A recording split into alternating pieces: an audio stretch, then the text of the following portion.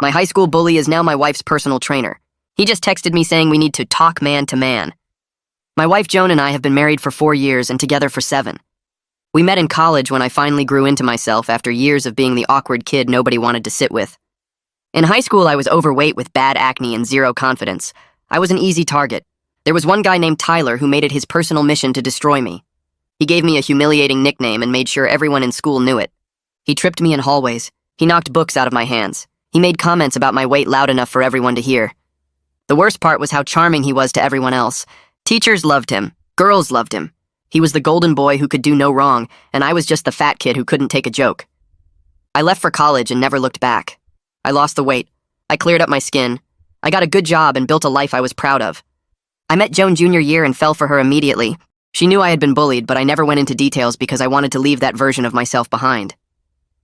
6 months ago, Joan decided to get serious about fitness. She hired a personal trainer at a gym near her office. She came home raving about how great he was, how motivating, how he really pushed her. She showed me his Instagram and my stomach dropped. It was Tyler. Same face, same cocky smile, same guy who made my teenage years a nightmare. I told Joan immediately that he had bullied me in high school. She said people change and I should give him a chance. She said it would be awkward to switch trainers now. I didn't want to be controlling, so I let it go. Over the next few months, Tyler started showing up everywhere. Joan mentioned things he said during their sessions. She followed his diet advice and bought supplements he recommended. She talked about him constantly. Then he started texting her outside of sessions. She said it was just scheduling and nutrition tips. I asked to see the messages once and she got defensive and asked if I didn't trust her. I backed off. Last month, Joan invited Tyler to her birthday dinner. She said he had become a good friend. I sat across from him and watched him charm everyone just like high school. When Joan went to the bathroom, he leaned over and asked if I ever got over that nickname. He said it with a smile like friendly banter. I told him I didn't appreciate it. He laughed and said I was still the same sensitive kid I always was. He said some guys just never grow out of it. When I told Joan later, she said I was probably misreading him. She said Tyler mentioned I seemed tense and he was just trying to break the ice. She asked me to make more of an effort for her sake. Last night, everything changed. Joan left her phone on the counter when she went to shower. It buzzed and I glanced at it. The preview showed a message from Tyler saying he couldn't stop thinking about their conversation and that he meant what he said. I opened it. The messages went back weeks. He told her she deserved someone who appreciated her body. He told her she was wasting herself on me. He told her their connection was different, and he felt something the first time they met. She never shut it down. She sent hearts and said she felt confused. She said being around him made her feel things she hadn't felt in years. I screenshot everything and sent it to myself. When she got out of the shower, I was sitting on the bed, waiting. I asked if there was anything she wanted to tell me about Tyler. She said no. I showed her the screenshots. Her face went white. She started crying and saying nothing physical happened. She said it was just talking and she got caught up in the attention. She begged me to understand. I told her I needed time to think and I left. I drove around for hours and ended up at my brother's apartment. I told him everything. He was quiet for a long time and then told me something that made my blood run cold. He said he saw Tyler's car parked outside my house 3 weeks ago when I was away for work. He didn't mention it because he figured Joan hired him for an at-home session. I never authorized any at-home sessions. I'm still sitting at my brother's place. Joan has called 23 times. Tyler just texted me for the first time ever. It says we should talk man to man. I haven't responded yet, but I'm about to. I sit in my brother's apartment staring at Tyler's text message, my hands shaking with a rage I haven't felt since high school. The words talk man to man feel like another power play, another attempt to make me the weak kid who couldn't fight back. I know responding right now would be a mistake, so I force myself to put the phone down and think this through clearly. My brother walks into the kitchen and starts making coffee without saying anything. The silence between us feels heavy but not uncomfortable. He knows I need time to process what he just told me about Tyler's car being at my house. The coffee maker gurgles and hisses as it brews, filling the small apartment with a bitter smell that matches how I feel inside. My brother finally sits across from me at his kitchen table, his face serious as he explains exactly what he saw 3 weeks ago. Tyler's black BMW was parked in my driveway at 2 in the afternoon on a Wednesday when I was in Chicago for that conference. He assumed Joan had scheduled a training session at home, but now we both know she never mentioned any home sessions to me. My brother describes how he almost stopped by but decided against it since my car wasn't there. He figured Joan was working out and didn't want to interrupt. The details make my stomach hurt worse than it already does. I pull up the screenshots on my phone again, reading every message between Joan and Tyler with fresh horror now that I know he was physically in my house. The timeline matches perfectly with my work trip to Chicago. There's a gap in their texting that day from noon until evening, hours of silence that suddenly makes terrible sense. My stomach turns as I realize what that silence probably means. I scroll through the messages looking for any hint about what happened during those missing hours, but there's nothing direct. Just Tyler's text later that night saying he couldn't stop thinking about their conversation. Joan's response came at 10 p.m. with 3 heart emojis. I feel sick looking at it now. My brother watches me scroll through the screenshots but doesn't ask to see them. He already knows enough. I finally call Lucas, my friend from college who's now a lawyer, and explain the entire situation from Tyler's high school bullying to the current mess. Lucas listens without interrupting, which I appreciate because I need to get it all out in one go. When I finish, there's a long pause before he speaks. He tells me to document everything, change my passwords, and check our financial accounts for anything unusual. His calm, practical advice helps me shift from emotional chaos to strategic thinking. Lucas asks me to email him the screenshots right away, so he has copies in case Joan tries to delete anything.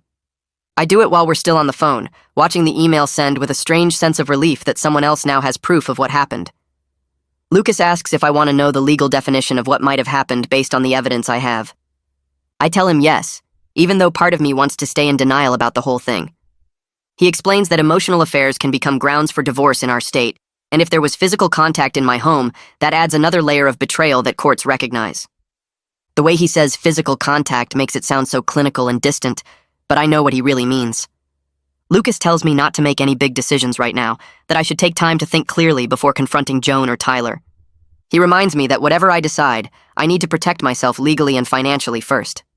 I thank him and promise to call if anything else happens. I spend the next hour going through our bank statements and credit card records on my laptop. My brother brings me the coffee he made earlier, now lukewarm, but I drink it anyway. There's a charge to a hotel downtown from 2 months ago that I don't recognize, dated on a Saturday when Joan said she was at a girls' spa day with Scarlett. The charge is for $230 at a nice hotel near the waterfront. When I search my email for confirmation, I find nothing about me booking it, which means Joan used our joint card for something she hid from me. I take a screenshot of the charge and add it to the folder I'm building on my laptop. Each new piece of evidence feels like another punch to the gut, but I keep looking because I need to know everything. My brother suggests I stay with him for a few more days instead of going home tonight. He's worried about my mental state and thinks I need space to process everything before facing Joan again. I agree because the thought of sleeping in our bed right now, wondering what happened there while I was gone, makes me physically ill. My brother sets me up in his spare room, which is really just a converted office with a futon, but I'm grateful for it. He brings me a pillow and some blankets without making a big deal about it. I sit on the edge of the futon holding my phone, watching Joan's name light up the screen over and over as she tries to call me. Joan's calls keep coming through, 27 now, plus dozens of texts begging me to come home so we can talk. The texts start out apologetic and scared, but as the night goes on, they get more desperate. She says she'll explain everything if I just come home. She promises nothing physical happened with Tyler. She says she loves me and can't lose me over a mistake. I finally respond with a single message telling her I need time and space and that she should stay somewhere else for the next few days. She immediately calls again, but I silence my phone and put it face down on the table. My brother knocks on the door and asks if I want dinner, but I'm not hungry. He leaves a sandwich on the desk anyway. That night I barely sleep, my mind cycling through every moment of our 7 years together, looking for signs I missed. I remember how excited she was when she first started training with Tyler, how she'd come home glowing and energized. I thought it was just the endorphins from working out, but now I see it differently and it makes me feel like an idiot. She started buying new workout clothes and wearing makeup to the gym. She'd check her phone constantly and smile at messages she wouldn't show me. When I asked about her sessions, she'd give vague answers about sets and reps, never really describing what they talked about. All the red flags were there, and I ignored them because I didn't want to be the jealous, controlling husband. I trusted her completely and she used that trust against me. The next morning, I respond to Tyler's text with a simple message agreeing to meet, but on my terms at a neutral public location.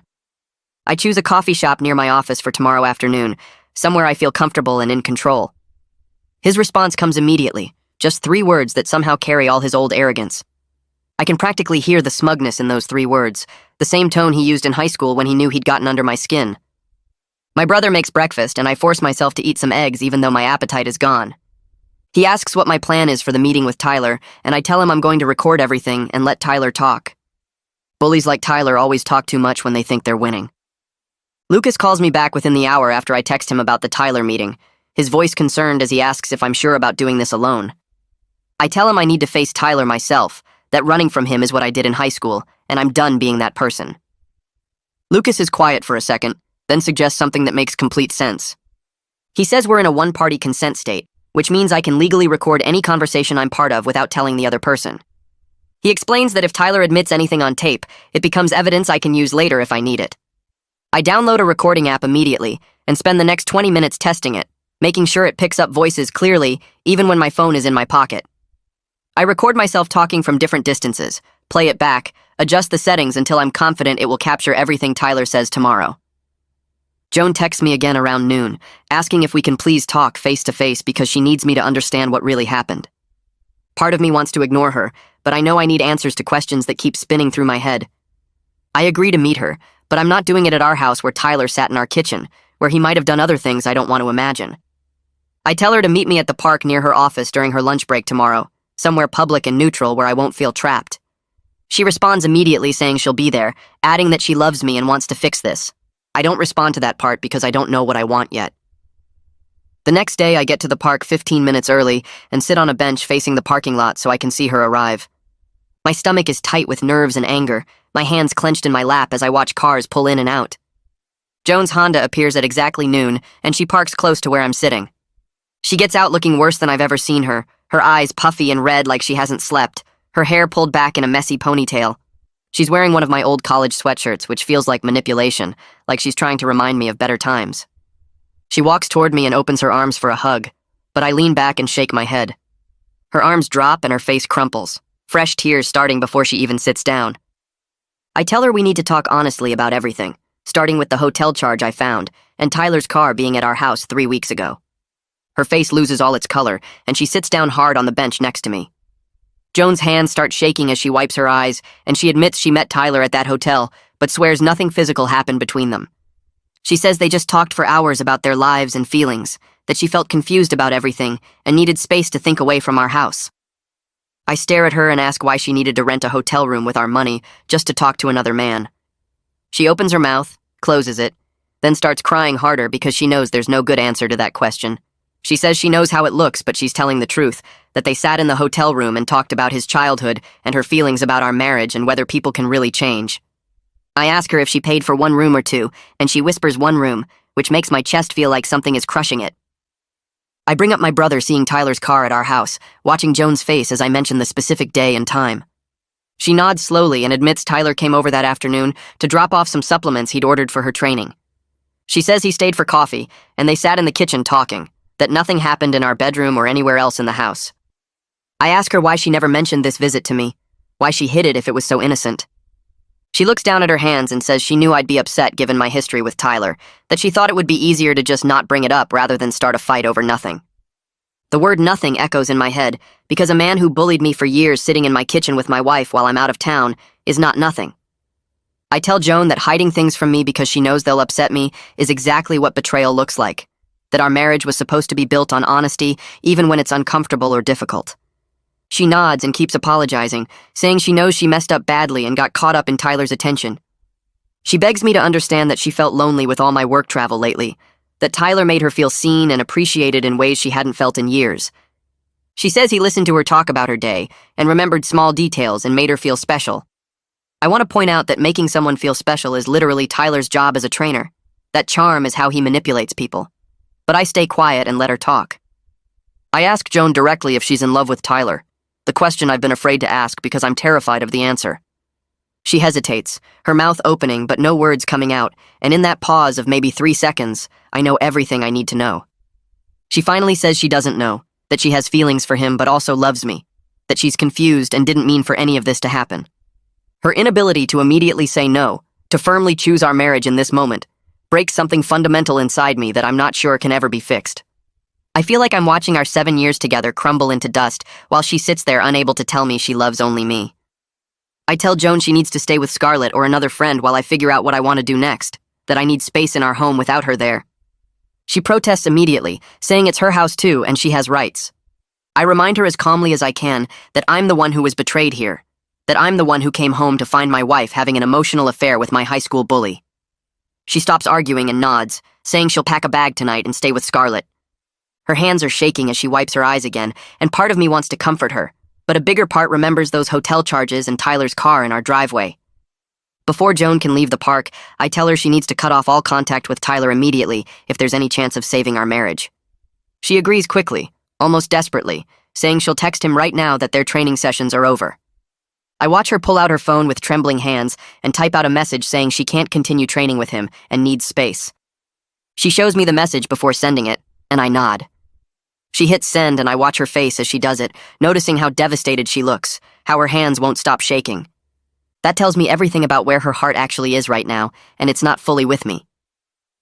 That afternoon at work, I sit at my desk staring at my computer screen, unable to focus on anything except Joan's hesitation when I asked if she loved Tyler. My boss walks by my office twice, then comes in and closes the door behind him. He asks if everything's okay at home because I've seemed distracted all week. I give him a vague answer about some personal issues I'm working through, not wanting to get into details about my marriage falling apart. He tells me to take whatever time I need, that family comes first, and the work will still be here.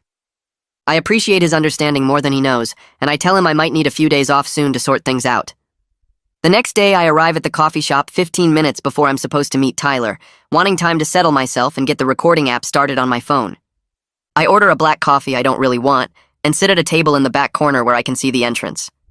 I open the recording app, double-check the settings one more time, and hit record before putting my phone in my jacket pocket with the microphone facing out. My hands are sweating and my heart is racing as I wait, reminding myself that I'm not the scared kid from high school anymore. Tyler walks in right on time wearing gym clothes and that same confident smile that used to make me want to disappear. He spots me immediately and walks over, and for just a moment I feel 14 years old again, small and powerless. Then I remember the recording app in my pocket, the evidence I already have, and the fact that I'm not here to be bullied anymore. Tyler slides into the chair across from me, and his face immediately arranges itself into this fake, concerned expression that makes my skin crawl. He leans forward with his elbows on the table and asks if I'm doing okay, says Joan's been really worried about me, and he wanted to check in man to man. I cut him off before he can finish his performance, and tell him I know exactly what's been going on between them, that I have all the messages and the evidence. His smile falters for just a second before he catches himself and leans back in his chair, spreading his arms wide like this is all very amusing to him. He shakes his head slowly, and I can see him calculating his next move, trying to figure out how much I actually know and how much I'm bluffing. I keep my face neutral and wait for him to make his play because I learned a long time ago that Tyler can't stand silence, that he always needs to fill the space with his voice and his justifications. I ask him directly why he's doing this, whether destroying my marriage is some kind of revenge for me finally standing up to him at Joan's birthday dinner when he brought up that nickname. Tyler laughs, and it's the same dismissive sound from high school, the one that used to make me want to disappear into the floor. He tells me I'm being dramatic like I always was, that he and Joan just connected naturally, and he can't help it if she's attracted to someone who actually pays attention to her. The casual cruelty in his voice is so familiar, it makes my chest feel tight, and for a moment I'm 14 again, sitting alone in the cafeteria. He adds that maybe if I spent less time being insecure about the past and more time appreciating what I have, Joan wouldn't be looking elsewhere for connection. I force myself to breathe steadily and keep my hand in my jacket pocket near my phone, making sure the recording app is still running and capturing every word of this. Tyler leans forward again, and his voice drops like he's sharing some profound truth with me. He says Joan deserves someone who makes her feel alive, not some boring guy who works all the time and can't satisfy her the way she needs. He tells me she opened up to him about how our relationship has gotten stale, that I'm not adventurous enough, and our intimacy is basic and predictable. I feel my face burning with shame and anger because these are private things between Joan and me, things she had no right to share with him of all people. Tyler watches my reaction with obvious satisfaction and continues talking about how Joan told him she feels trapped in a marriage that doesn't challenge her anymore. I force myself to stay calm and keep him talking because every word he says is being recorded. Every confession of how he manipulated my wife is going straight into evidence I can use later. I tell Tyler that targeting my wife because you bullied me in high school is pathetic, that he's a grown man still acting like an insecure teenager who needs to prove something. His face darkens immediately, and the fake friendly mask drops completely.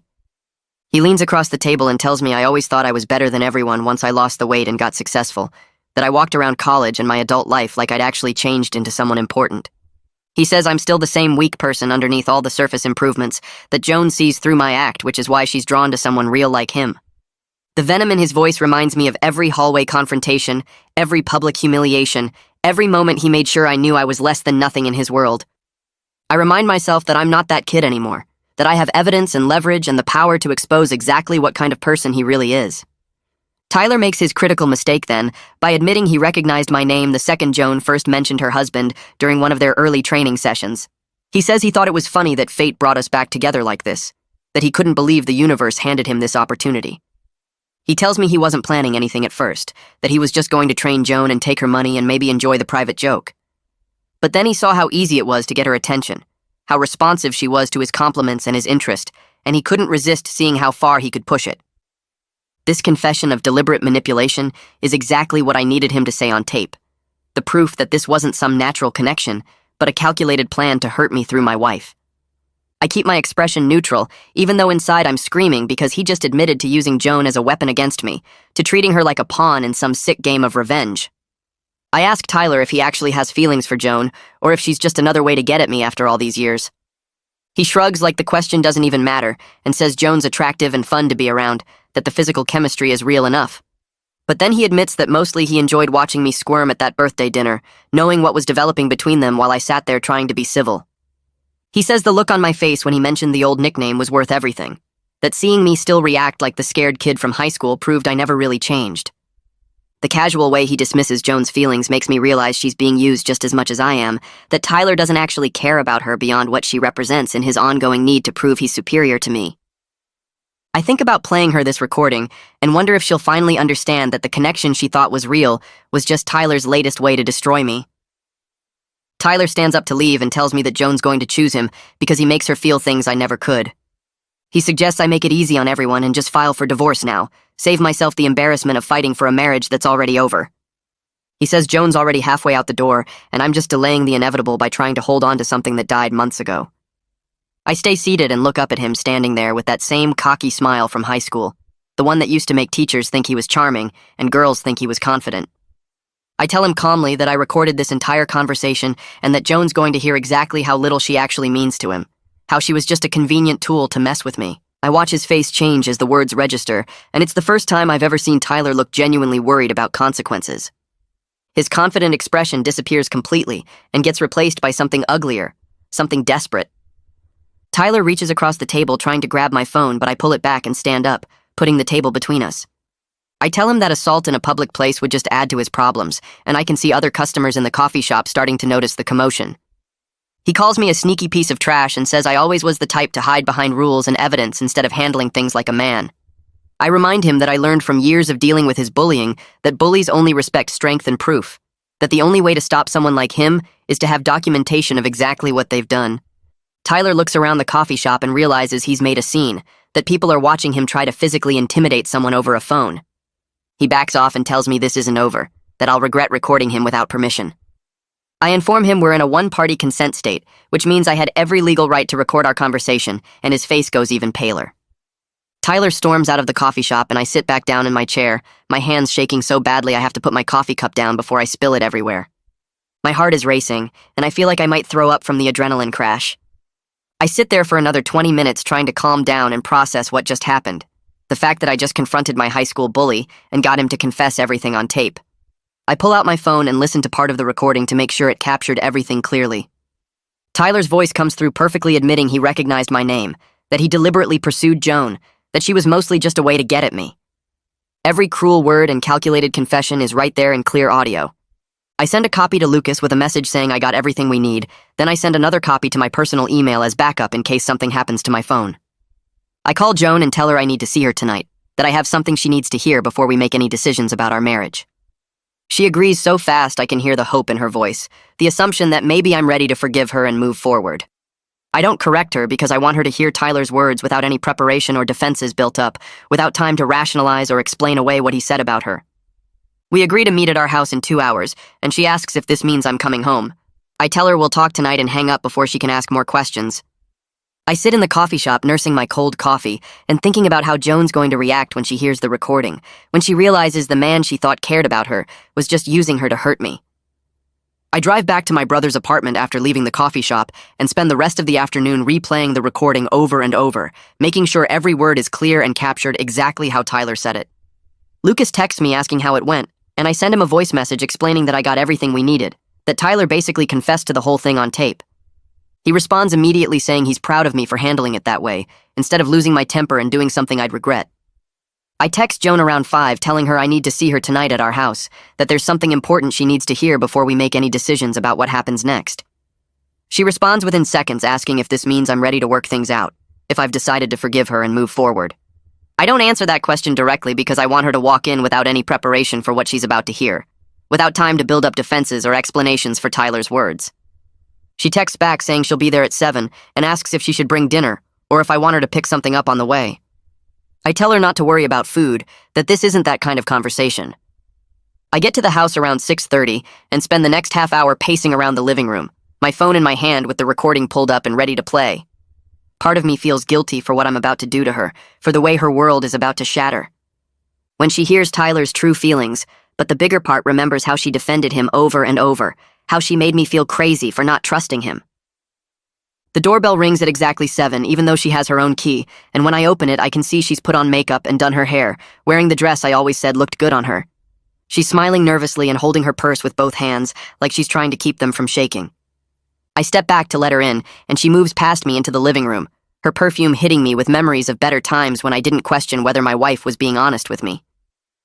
Joan sits on the couch without me having to ask, and I stay standing near the TV, keeping some distance between us because I need to stay focused on what I came here to do. I tell her I met with Tyler today at a coffee shop, and her whole body goes rigid, her face turning pale as she asks what he said to me, whether he told me anything that would make things worse than they already are. I don't answer her question directly, just pull out my phone and tell her she needs to hear something, that I recorded our entire conversation and she needs to listen to all of it before she says anything. She starts to protest, saying she doesn't want to hear whatever lies Tyler told me, but I hold up my hand and press play before she can say anything else. Tyler's voice fills the room, admitting he recognized my name the second Joan mentioned her husband, that he thought it was funny fate brought us back together like this. Joan's face shows confusion at first, then shock as Tyler's voice continues explaining how he wasn't planning anything initially, but couldn't resist once he saw how easy it was to get her attention. I watch her eyes widen as Tyler describes pursuing her deliberately, as he laughs about how she fell for his act so completely. Her hand comes up to cover her mouth, and I can see tears starting to form, but the recording keeps playing. Tyler's voice getting more cruel as he admits she was mostly just a way to get at me, that he enjoyed watching me squirm at her birthday dinner, knowing what was developing between them. Joan starts shaking her head like she can make his words not be true, but his voice continues explaining that she's hot and fun to be around, but the real satisfaction was the game itself, seeing if he could take something from me again like he did in high school. By the time the recording gets to the part where Tyler says Joan deserves someone who makes her feel alive, but that person isn't really him either, she's sobbing so hard she can barely catch her breath. I let the recording play all the way through to the end, where Tyler tells me Joan's going to choose him and I should just file for divorce now, and then I stop it and put my phone back in my pocket. Joan is crying into her hands, her whole body shaking as she keeps saying she's so stupid over and over that she can't believe she fell for his act and threw away our marriage for someone who was just using her the entire time. She looks up at me with mascara running down her face and asks how she could have been so blind, how she didn't see what he was doing when I tried to warn her months ago. I feel this weird mix of satisfaction and sadness, watching her realize Tyler never cared about her at all, that everything he said and did was calculated to hurt me through her. Part of me wants to go sit next to her on the couch and tell her it's going to be okay, that we can get through this together. But the bigger part remembers all the times she chose to believe him over me, all the times she defended him when I expressed concerns about their relationship. She keeps apologizing and saying she knows sorry isn't enough, that she ruined everything for attention from someone who saw her as nothing more than a tool to hurt me with. I stay standing where I am and tell her that Tyler being a manipulative liar doesn't change the choices she made, that she still betrayed our marriage and put her confusion ahead of the vows we took 4 years ago. She nods and wipes her eyes with the back of her hand, saying she knows there's no excuse for what she did, and she understands completely if I want a divorce. Her voice breaks on the word divorce, and she asks if there's any chance I could forgive her eventually, if maybe with time and therapy we could find a way past this. I tell her honestly that I don't know yet, that I'm still processing everything, and I can't make promises about forgiveness when I'm this hurt and angry. Joan asks what I need from her right now, and I tell her I need complete honesty about everything that happened with Tyler, no more hiding things or downplaying what went on between them. She takes a shaky breath and her hands are trembling in her lap as she admits they kissed twice, once at the hotel when they met there to talk, and once in our kitchen the day his car was parked here. She swears it never went further than kissing, that both times she stopped it because the guilt was eating her alive and she couldn't go through with anything more. I ask her if she's telling me the complete truth, or if there's more she's still hiding, and she looks me straight in the eyes and says, those 2 kisses were the extent of the physical contact between them. I don't know if I believe her completely because she's lied by omission so many times already, but at least she's being direct now instead of making me drag information out of her piece by piece. She asks if knowing that changes anything, and I tell her it doesn't really matter whether they had sex or just kissed, that the emotional betrayal is what destroyed my trust in her. She starts crying again and says she knows, that she understands the emotional affair was just as bad as a physical one would have been. I tell Joan she needs to find a new gym immediately and block Tyler completely from her phone and all social media, that if there's any chance of us working through this, she can't have any contact with him at all. She agrees right away and pulls out her phone with shaking hands, opening her contacts and blocking his number while I watch. Then she goes to Instagram and deletes him, then Facebook, showing me the screen each time so I can see she's actually doing it, and not just pretending. It feels like such a small thing after everything that's happened, but watching her cut him out of her digital life gives me this tiny bit of hope that maybe she's serious about fixing what she broke. She asks if there's anything else I need her to do, and I tell her that's a start, but rebuilding trust is going to take a lot more than blocking someone on social media. She nods and says she'll do whatever it takes, that she'll go to therapy and be completely transparent about everything from now on if I'm willing to give her that chance. Joan looks around our living room like she's seeing it for the first time and asks if she can move back home now that Tyler's out of the picture. I tell her not yet, that I still need space to process everything that's happened and figure out what I want for my future. She looks devastated, but she accepts it, standing up slowly and asking if she can at least grab a few more of her things to take back to Scarlett's place. I nod and follow her upstairs to our bedroom, watching as she pulls clothes from her closet and toiletries from the bathroom, with tears still running down her face. She moves carefully like she's afraid of doing something wrong, glancing at me every few seconds like she's checking to see if I'm still there or if I've changed my mind about letting her take anything. When she's packed a bag, she pauses at the bedroom door and tells me she loves me, that she knows she doesn't deserve another chance, but she's going to spend however long it takes, proving she can be the wife I deserve. I don't respond because I can't say I love her back right now, not when I'm this angry and hurt and confused about everything. She waits for a few seconds like she's hoping I'll say something, then walks downstairs and out the front door without looking back. After Joan leaves, I sit on our couch in the living room and finally let myself cry for the first time since this whole nightmare started. I've been holding everything together, staying strong and focused on gathering evidence and confronting Tyler. But now that I'm alone, the grief and anger come pouring out all at once. I cry for the marriage I thought we had that turned out to be built on incomplete honesty and my wife's willingness to believe a bully over her own husband. I cry for the version of myself that trusted Joan completely and never imagined she could betray me like this.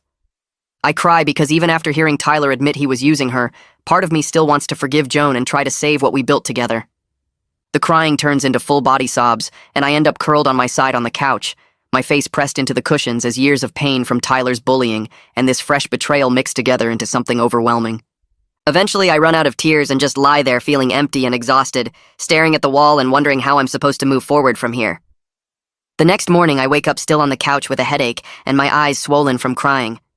I check my phone and see messages from Joan asking if I slept okay and saying she's thinking about me, but I don't respond because I don't know what to say yet. Lucas sent me the name and number of a therapist he knows who works with trauma and betrayal, someone named Cordelia Waters, who apparently helped one of his other clients through a similar situation. I look her up online and see she has good reviews and specializes in helping people process both old wounds and current crises, which feels like exactly what I need right now.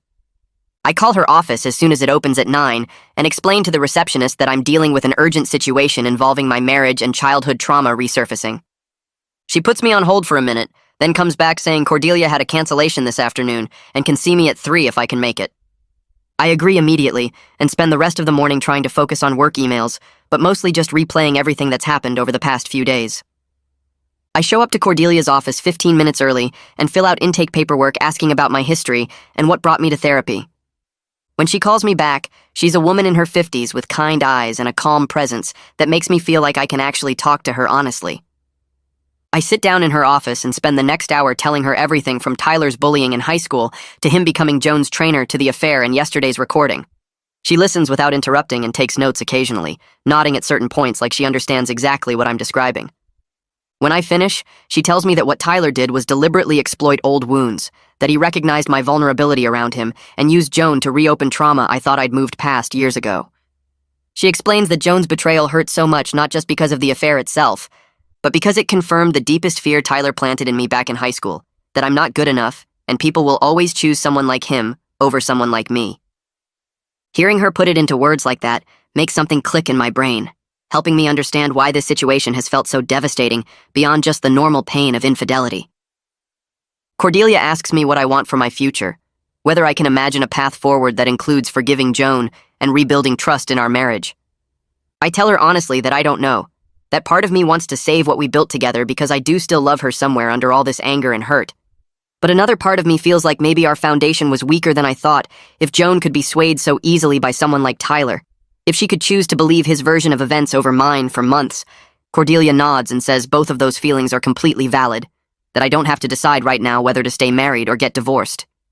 She suggests we focus first on processing the trauma from both the past bullying and the current betrayal, working through those feelings before I make any permanent decisions about my marriage.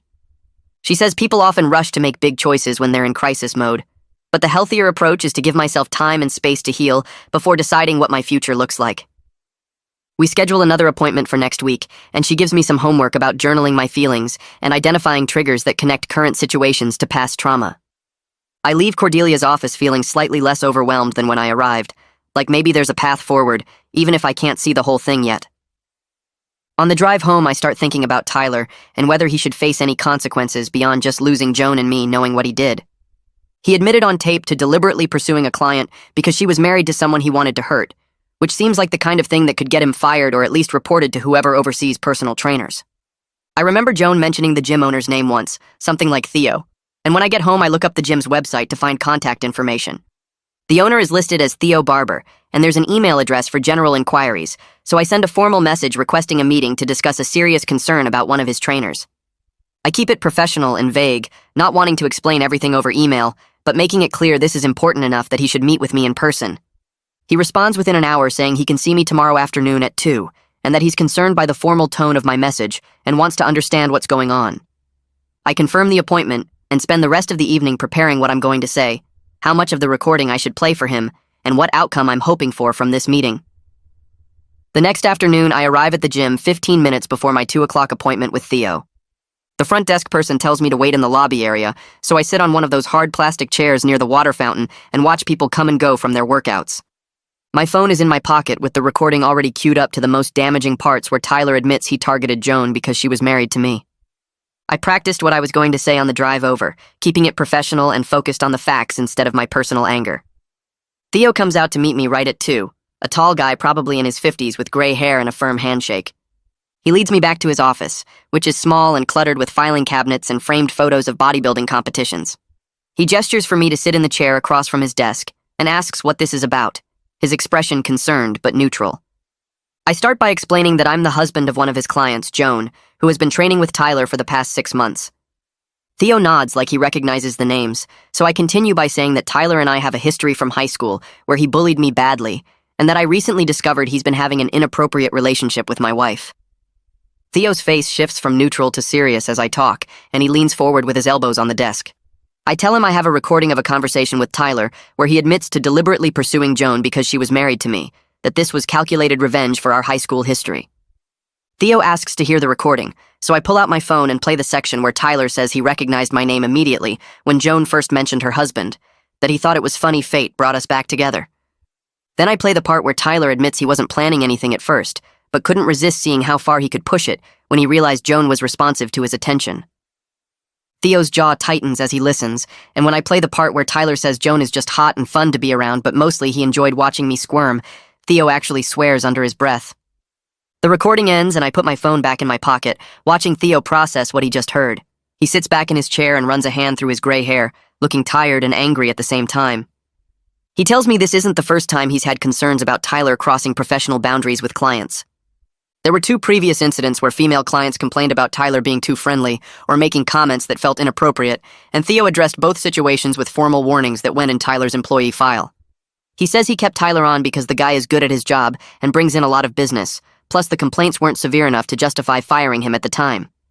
But this recording changes everything, because Tyler is admitting to deliberately manipulating a client for personal revenge, which is completely unacceptable and probably violates multiple professional ethics standards. Theo thanks me for bringing this forward and says he needs to contact his lawyer today to figure out the proper termination procedures and protect the gym from any liability issues.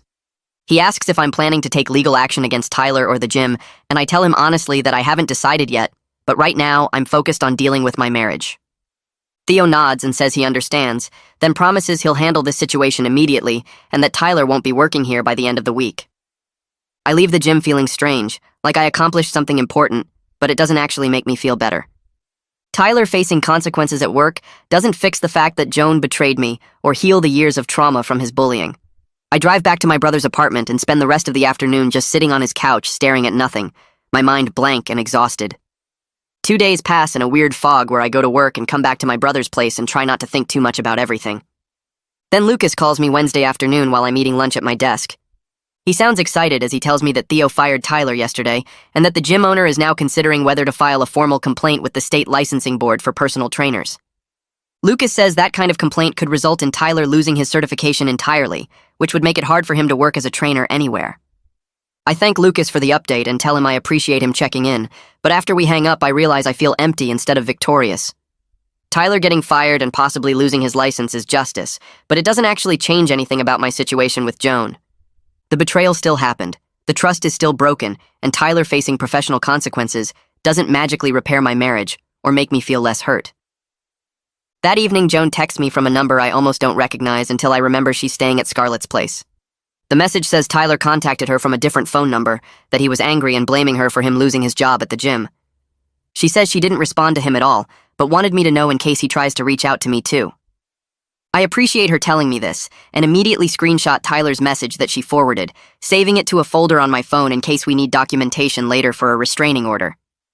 I text Joan back thanking her for the heads up and telling her to block that number too.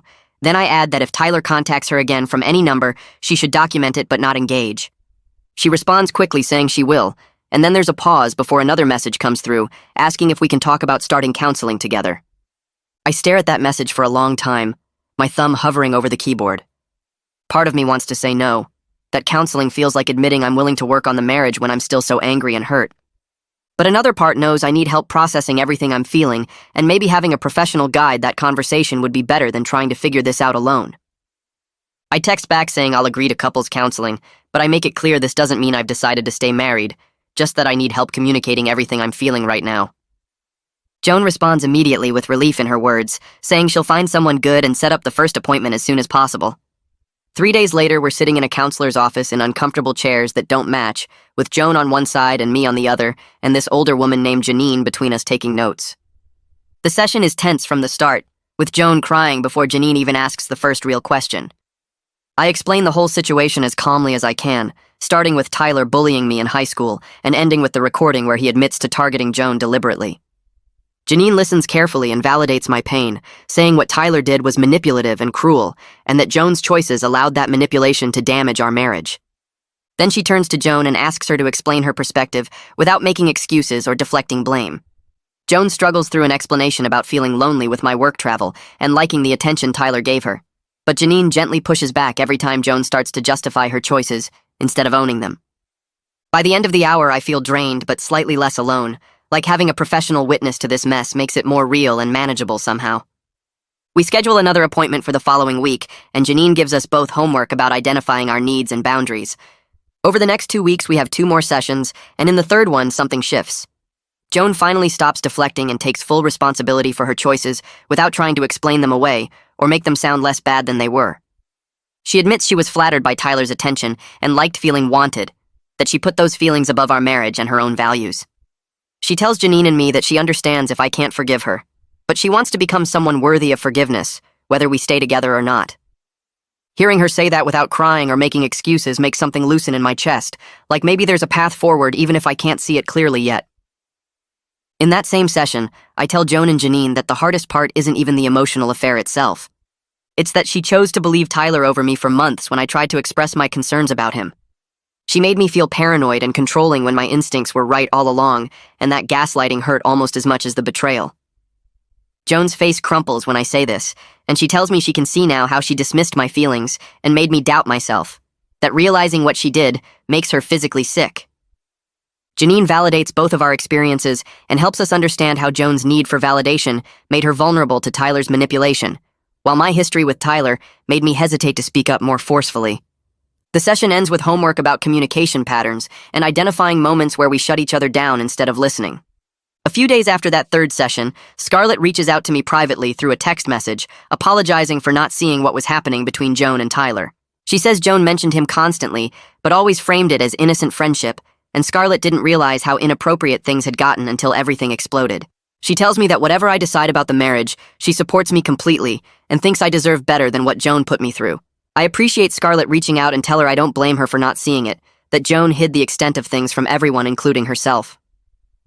Over the next few weeks, I start noticing small changes in Joan that feel genuine instead of performative.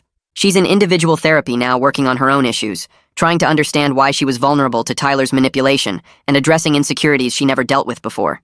She sends me thoughtful text messages occasionally, not pushing for us to get back together, but sharing insights from her therapy sessions about patterns she's recognizing in herself. The messages feel different from her earlier desperate apologies, more self-aware and less focused on making me feel sorry for her. My own therapy with Cordelia continues weekly, and in one session she helps me connect dots I hadn't seen before. She explains how Tyler's bullying created patterns where I second-guess myself and avoid speaking up even when something feels wrong. I stayed quiet about my discomfort with Tyler being Joan's trainer for way too long because part of me still felt like that powerless kid who couldn't fight back against the popular guy. Cordelia helps me see that advocating for my own needs and boundaries isn't controlling behavior. It's healthy self-advocacy that I have every right to practice. She gives me exercises for recognizing when I'm falling into old patterns of silencing myself to avoid conflict, and slowly I start feeling more confident about trusting my own judgment, instead of always deferring to what other people think is reasonable. Lucas calls me on a Tuesday evening 3 weeks after the dinner with Joan, and asks if I want to grab drinks with some guys from college. I haven't seen most of them in over a year, and the thought of being around people who knew me before all this mess sounds good. I tell him yes, and he says he'll text me the details. The bar he picks is one we used to go to back in college, a place with dark wood booths and sports playing on every screen. I arrive and see Lucas already sitting with 3 other guys I recognize immediately. There's Steve, who was my roommate junior year, Jake, who we played intramural basketball with, and Errol, who always organized the fantasy football league. They wave me over and I slide into the booth feeling nervous about what Lucas might have already told them. Steve orders a round of beers and asks how I've been, and I can tell from the way he asks that Lucas filled them in on at least some of what happened. I decide to just be honest because these guys have known me long enough that pretending everything is fine would be obvious. I start talking, and once I begin, I can't stop. I tell them about Tyler being my high school bully, about Joan hiring him as her trainer, about the messages and the emotional affair, and my brother seeing Tyler's car at my house. I tell them about the recording I made and playing it for Joan, and watching her realize she'd been manipulated. They listen without interrupting, and when I finish, Jake shakes his head and says, "That's some seriously messed up stuff." Steve asks if I'm planning to divorce Joan, and I tell him I don't know yet, that we're doing counseling, but I'm still trying to figure out if I can trust her again. Errol surprises me by sharing that his wife had an emotional thing with a coworker 2 years ago, and they almost split up. He says it took him a long time to get past it, but they worked through it, and their marriage is stronger now. He tells me the hardest part was accepting that his wife made a choice that hurt him, and learning to forgive her without forgetting what happened. Jake talks about his own divorce from 3 years ago, and how he wished he'd tried harder to save it before giving up. He says marriage is complicated and nobody outside the relationship really understands all the factors. Steve adds that whatever I decide, the important thing is being able to live with my choice 5 years from now. He asks if I think I'll regret staying or regret leaving more. I sit with that question for a while and realize I don't have a clear answer yet. The conversation shifts to lighter topics after that, but Steve's question stays in my head. We talk about work and sports and old college stories that make me laugh for the first time in weeks. When we're leaving, Lucas pulls me aside and tells me he's proud of how I'm handling everything, that a lot of guys would have just blown up their whole life in anger. I thank him and drive home feeling less alone than I have since this started. 2 months pass with Joan staying at Scarlett's place and me living in our house alone. We've had 4 more counseling sessions and countless difficult conversations. I've watched her work on herself in therapy and seen her take real accountability for what she did. The anger I felt initially has faded into something more complicated, a mix of hurt and understanding and cautious hope. I text Joan one evening and ask if she wants to have dinner to talk about what comes next. She responds within seconds saying yes and asking when. I pick a restaurant halfway between our house and Scarlett's apartment, a quiet Italian place we've been to before. I arrive first and get a table in the back corner away from other diners. Joan walks in 10 minutes later looking nervous and thinner than I remember. Her face is drawn and there are dark circles under her eyes that makeup can't quite hide. She sits down across from me and folds her hands on the table. The waiter comes over and we both order without really looking at the menu. Once he leaves, Joan asks how I've been, and I tell her honestly that I've been thinking a lot about us and what I want. She nods and waits for me to continue. I take a breath and tell her I've been working through everything in therapy, trying to understand why this happened and whether we can fix it.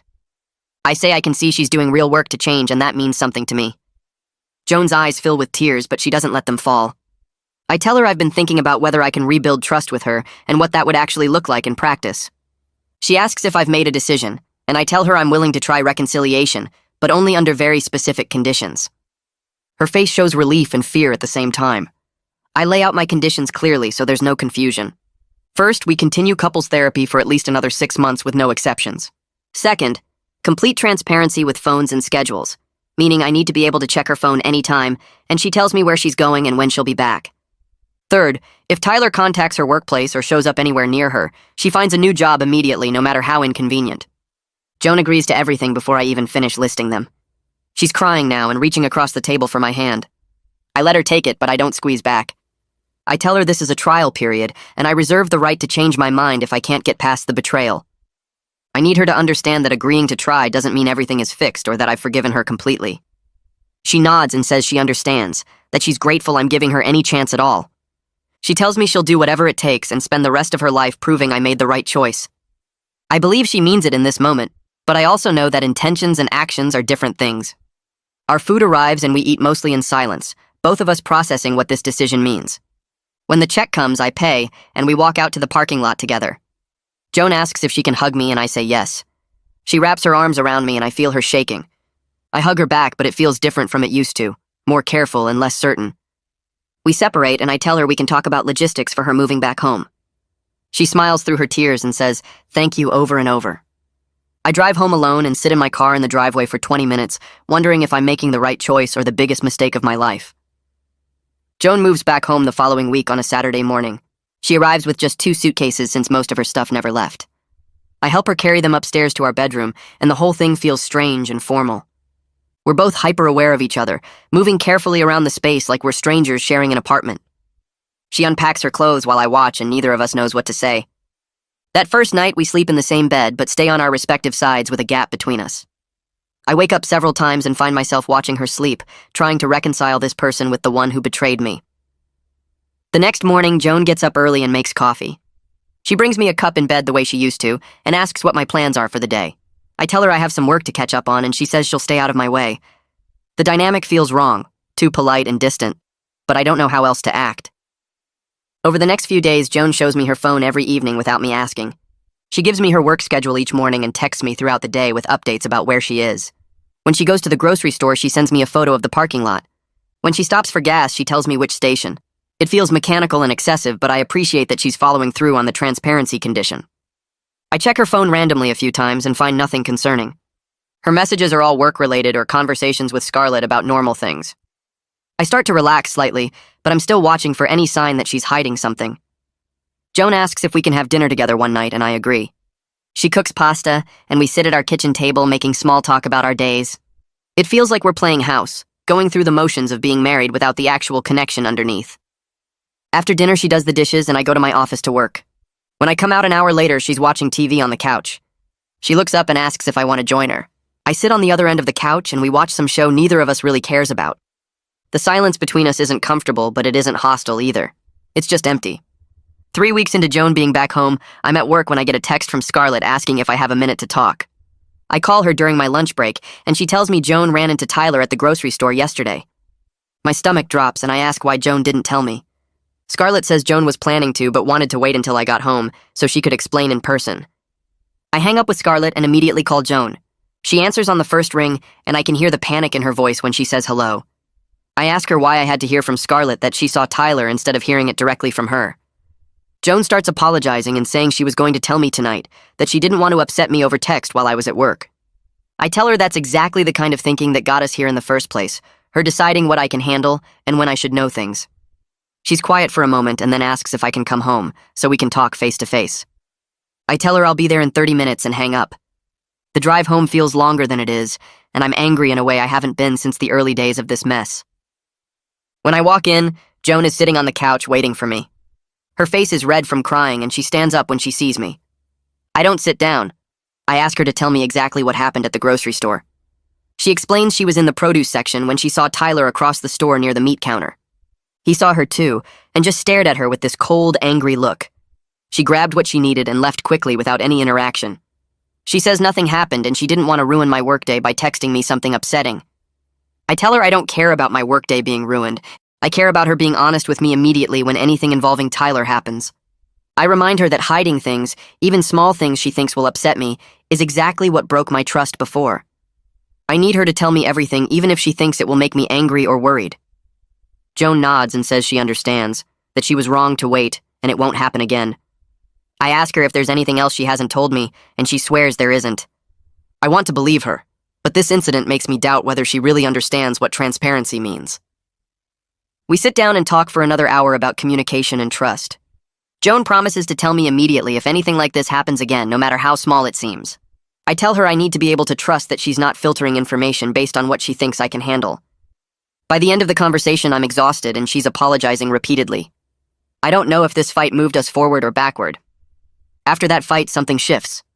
Joan starts being completely transparent to an almost excessive degree.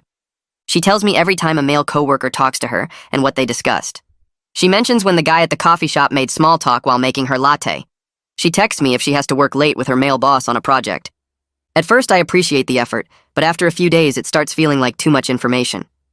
I don't need to know every mundane interaction she has with men throughout her day. Our counselor brings this up in our next session and helps us find a middle ground between my need for transparency and what's reasonable to share. She suggests Joan focus on telling me about interactions that feel meaningful or unusual rather than every casual conversation. Joan agrees and asks me what level of detail I actually need to feel secure. I think about it and tell her I need to know about anything involving Tyler, obviously, any situation where someone is flirting with her or crossing boundaries, and any plans that involve being alone with another man. Regular work conversations and casual interactions don't need to be reported. Joan seems relieved to have clearer guidelines, and I feel better having defined what transparency actually means for us. Over the next few weeks, the communication starts feeling less forced and more natural. Joan tells me things that matter without drowning me in irrelevant details. I stop checking her phone as obsessively because I'm starting to trust that she'll tell me if something important happens. We have dinner together most nights now, and the conversation flows more easily. We're not back to where we were before Tyler, but we're building something new that feels more honest. One night, Joan reaches for my hand while we're watching TV and I don't pull away. It's a small moment, but it feels significant. 3 months after Joan moved back home, she brings up the idea of taking a weekend trip together. She suggests going to a cabin in the mountains like we used to do before everything fell apart. I'm hesitant because the last time we went to that cabin was a year ago, when things were good between us, and I don't know if trying to recreate that will help or hurt. Joan says she's not trying to pretend the past few months didn't happen, but she wants us to have dedicated time away from our normal routine to reconnect. She's already looked at availability and found a weekend 3 weeks out. I think about it for a few days and finally agree because I can see she's genuinely trying, and I want to meet her effort. She books the cabin and seems excited in a way I haven't seen since before Tyler. The 3 weeks leading up to the trip, we continue counseling and working on our communication. I notice Joan is more present and engaged, asking about my day and really listening to my answers. She's also more affectionate, touching my arm when she walks past or sitting closer to me on the couch. I'm still cautious, but I'm starting to let my guard down slightly. The Friday we leave for the cabin, I take a half day from work and we drive up together. The drive is quiet at first, but Joan puts on music we both like, and we start talking about random things. By the time we arrive at the cabin 2 hours later, the tension has eased. The cabin looks exactly like I remember, a small wooden structure surrounded by pine trees with a view of the mountains. We unpack our bags and Joan suggests going for a hike before dinner. We walk a trail we've done before, and the physical activity feels good. That night we cook dinner together in the tiny kitchen and eat on the porch watching the sunset. Joan asks if I remember our first trip here, and I say yes. She says she was so happy that weekend, and she wants us to find our way back to feeling like that again. I tell her I want that too, but I need her to understand it's going to take time. She nods and says she knows, that she's willing to be patient as long as I'm willing to keep trying. Saturday morning, I wake up before Joan and sit on the porch with coffee watching the sun come up over the mountains. Joan joins me 20 minutes later and we sit in comfortable silence. She eventually asks what I'm thinking about, and I tell her I'm thinking about forgiveness and what it actually means. I explain that I'm starting to forgive her, that I can see the work she's putting in, and I appreciate her patience with my healing process. Joan starts crying and reaches for my hand. I let her hold it and tell her I'm not completely there yet, but I'm moving in that direction. She says that means everything to her, and she'll spend the rest of her life proving I made the right choice and giving her another chance. I believe she means it, even though I know rebuilding trust will take years, not months. We spend the rest of the weekend hiking and talking and being together without the weight of our daily routine. On Sunday afternoon, before we leave, Joan thanks me for agreeing to this trip. She says she feels closer to me than she has since everything happened. I feel it too, but I don't say that out loud yet. The drive home is easier than the drive up. We stop for lunch at a diner, and Joan tells me about a project she's working on at her job. I realize I haven't heard her talk about work with enthusiasm in months. When we get home that night, we unpack together, and Joan asks if we can keep doing trips like this regularly. I tell her yes, and she smiles in a way that reminds me why I fell in love with her 7 years ago. A week after we get back from the cabin, I'm at my desk at work when a LinkedIn notification pops up. It's a message from Tyler. My first instinct is to delete it without reading, but I force myself to open it. The message says I ruined his career and reputation over nothing, that he lost his training license and can't find work in his field because of me. He calls me vindictive and says I always was a weak person who couldn't handle competition. I screenshot the message immediately and block him on the platform. I report the message to LinkedIn for harassment and then forward the screenshot to Lucas with a note asking him to save it in case we need it for a restraining order later. I sit at my desk feeling my heart race and my hands shake. Part of me wants to respond and tell Tyler exactly what I think of him, but I know engaging would only make things worse. I text Joan and tell her Tyler contacted me through LinkedIn. She calls me right away asking if I'm okay and what he said. I read her the message and she's quiet for a moment before saying she's sorry he's still trying to cause problems. She asks if I want her to come meet me, but I tell her I'm fine and I'll see her at home tonight. The rest of the day I'm distracted thinking about Tyler and whether he'll try anything else. When I get home, Joan has dinner ready and asks if I want to talk about the message. I tell her there's nothing to talk about, that Tyler is angry about facing consequences for his actions, and I'm not going to let him derail the progress we're making. Joan nods and says she's proud of how I handled it. We eat dinner and don't mention Tyler again. Later that night, I check LinkedIn and see that my harassment report was processed and Tyler's message was removed. I feel a small sense of satisfaction knowing he can't use that platform to contact me anymore. 6 months after everything exploded, Joan and I are sitting in our living room on a Tuesday evening when she brings up an idea she's been thinking about. She says she wants us to renew our vows in a small private ceremony with just our families and closest friends. She explains it's not about pretending the betrayal didn't happen, but about acknowledging we're choosing each other again with full knowledge of our flaws and capacity to hurt each other. I'm surprised by the suggestion, and I sit with it for a few minutes before responding. I tell her I like the idea, but I want to make sure we're doing it for the right reasons. She says she understands and we can take time to think about it. Over the next 2 weeks, we discuss it more in counseling and with our families. My brother is supportive and says he thinks it could be a meaningful way to mark this new chapter. Joan's parents are cautiously optimistic and say they'll support whatever we decide. We set a date for 2 months out and keep the guest list small. Joan works with Scarlett to plan something simple and meaningful. The day of the ceremony arrives and I wake up feeling nervous but certain. We get ready separately and meet at a small venue we rented for the afternoon. Our families are there along with Lucas, Scarlett, and a few other close friends. The ceremony is short and personal. We each wrote vows that acknowledge what we've been through and what we're committing to moving forward. When Joan reads hers, she talks about taking accountability for her choices and promising to be worthy of my trust. When I read mine, I talk about choosing forgiveness and believing in second chances while also honoring the pain of what happened. We exchange new rings we picked out together, and the officiant pronounces us married again. Afterward, we have a small reception with food and drinks.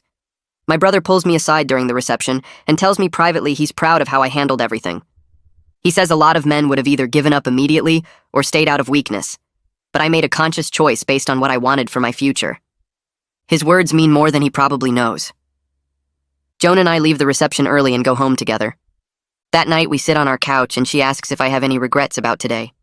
I tell her no, that I'm choosing us, and I believe we can build something stronger than what we had before.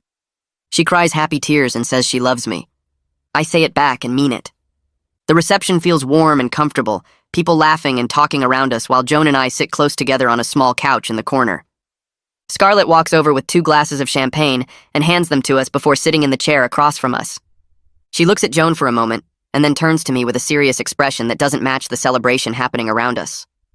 She tells me she needs to say something and asks if we can step outside for a minute. I glance at Joan, who nods and squeezes my hand before I follow Scarlett out to the patio where it's quieter. Scarlett crosses her arms and looks at me directly, saying she's watched Joan closely over the past year and she sees a real difference in her friend. She explains that Joan is more self-aware and honest than she's ever been in all the years they've known each other. Scarlett says she knows I didn't have to give Joan another chance, that a lot of people told me to walk away and never look back, She adds that she respects how I made the choice that felt right for me, regardless of what anyone else thought I should do. I thank her and tell her it wasn't easy, that there were days I almost changed my mind. Scarlett nods and says she can imagine. Then she mentions that Joan talks about the work we're doing in therapy and how committed we both are to rebuilding trust. She puts her hand on my arm and says she's proud of both of us for doing the hard work instead of taking the easy way out. We go back inside and rejoin the party, and I feel lighter somehow, knowing that Joan's closest friend sees the changes too. I continue seeing Cordelia every other week, even after our couples counseling sessions become less frequent. The individual therapy helped me work through more than just the affair and Joan's betrayal. We spend sessions talking about the old bullying trauma from Tyler and how it shaped the way I interact with people even now as an adult. Cordelia helps me recognize patterns where I avoid conflict or second-guess my own instincts because part of me still feels like that powerless kid in high school. She teaches me techniques for advocating for myself in all areas of my life, not just my marriage. I start speaking up more at work during meetings, sharing my ideas instead of staying quiet and hoping someone else will say what I'm thinking. My boss notices the change and pulls me into his office one afternoon to tell me there's a senior position opening up and he thinks I should apply for it. I feel that old hesitation creeping in, the voice telling me I'm not qualified enough or someone else deserves it more. But then I remember what Cordelia said about recognizing when my trauma is speaking versus when my rational mind is assessing a situation. I tell my boss I'm interested, and I submit my application that same day. 3 weeks later, I get the promotion along with a significant raise. Joan cries happy tears when I tell her, saying she's so proud of how far I've come. I realize the therapy gave me tools that extend far beyond fixing my marriage, that I'm becoming someone who actually believes in his own worth. Joan comes home from work one evening and tells me she started volunteering with a women's group that helps people rebuild after relationship betrayals. I'm surprised at first because I didn't know she was looking into volunteer work. She explains that she found the group online while researching resources for people who have been betrayed, but then she saw they also had a program for people who had been the ones to betray trust. She says being honest about her role as the person who caused the damage has been healing in ways she didn't expect. The group meets twice a month, and Joan shares her story with other women who are trying to understand why they made the choices they made. She tells me that helping others recognize manipulation patterns and warning signs gives her a sense of purpose beyond just fixing our marriage. I watch her talk about the volunteer work, and I see genuine passion in her eyes, something I haven't seen in a long time. She mentions a woman in the group who reminds her of herself from a year ago, someone who got caught up in attention from someone outside her marriage and now regrets everything. Joan says she was able to share what she learned in therapy, and the woman thanked her afterwards for being so honest. I tell Joan I'm proud of how she's turned her guilt into something constructive instead of just wallowing in shame. She smiles and says she'll never stop trying to be better than the person who hurt me. A full year passes since the crisis exploded and destroyed everything we thought we knew about our marriage. Joan and I are in a genuinely good place now. Better in some ways than before because we're more honest and intentional about our relationship. We don't take each other for granted anymore or assume everything is fine just because we're not fighting. We still have hard days when my trust wavers or she feels guilty about what she did. Sometimes I'll see her texting someone and feel that spike of anxiety before I remind myself she's been completely transparent for 12 months straight. Sometimes she'll catch me being quiet and withdrawn and worry that I'm pulling away from her again. But we've learned to communicate through those moments instead of hiding from them or pretending they don't exist. We talk about the triggers when they happen, instead of letting them build up into resentment. Our marriage counselor tells us during one of our now monthly check-ins that we're one of her success stories, that most couples who go through what we went through don't make it to the other side. She says the difference is that we both committed fully to the work, instead of just going through the motions. Joan reaches for my hand when the counselor says this, and I squeeze back, both of us knowing how close we came to losing everything. I'm grabbing coffee one Saturday morning at the shop near our house when I see Theo standing in line ahead of me. I haven't talked to him since that meeting at his gym over a year ago when I brought him the recording of Tyler admitting everything. He turns around and recognizes me immediately, his face breaking into a smile as he shakes my hand. We get our coffees and sit at a table by the window, and Theo tells me he's been meaning to reach out but wasn't sure if I'd want to hear from him. I tell him it's fine and ask how things are going at the gym. He says business is good, and they implemented new policies about trainer-client boundaries after everything that happened with Tyler. He mentions that Tyler moved to another state about 6 months ago after losing his training license due to the ethics complaints that were filed. Theo thanks me again for coming forward because it turned out there were 2 other women who had similar experiences with Tyler crossing boundaries, and my recording gave them the courage to file their own complaints. He says the gym dodged a serious lawsuit because they were able to show they took immediate action once they knew what was happening. I tell Theo I'm glad it worked out, and that knowing Tyler faced real consequences brings me closure. But I also mentioned that I've stopped defining my healing by what happened to him, that my focus now is on building something good with Joan, rather than dwelling on the person who tried to destroy us. Joan and I spend our weekends touring houses in neighborhoods we've talked about moving to for years. We both agree we need to leave behind the space where so much betrayal happened and start fresh in a home we choose together with our renewed commitment. The realtor shows us a house with a big backyard and updated kitchen, and Joan's eyes light up as she walks through the rooms. She points out where we could put our furniture and talks about hosting dinners for our friends and family. I stand in the empty living room and imagine us building new memories here, ones that aren't tainted by Tyler or the affair or all the pain of the past year. We make an offer that same day and it gets accepted within 48 hours. As we sign the paperwork a week later, I realize I'm genuinely excited about our future in a way I wasn't sure I'd ever feel again. The journey was brutal, and the scars remain, both of us carrying marks from what happened that will probably never fully fade. But we're building something stronger and more honest than what we had before, a marriage based on real transparency instead of comfortable assumptions. Joan looks at me across the table as we finish signing and asks if I'm happy with this choice. I tell her yes, that this feels like the truest kind of victory, not pretending the past didn't happen, but choosing to move forward anyway. We drive to our old house to start packing, both of us ready to close this chapter and begin the next one together.